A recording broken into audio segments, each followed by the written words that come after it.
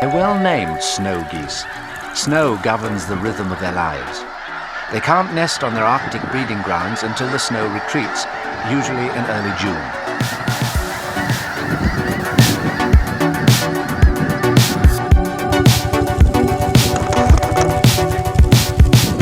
Is where this storm stands and when exactly it's going to move in and kind of change over. Exactly.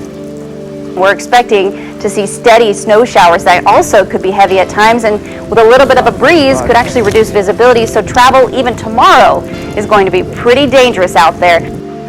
What's up, son? If we get as many as there are flakes.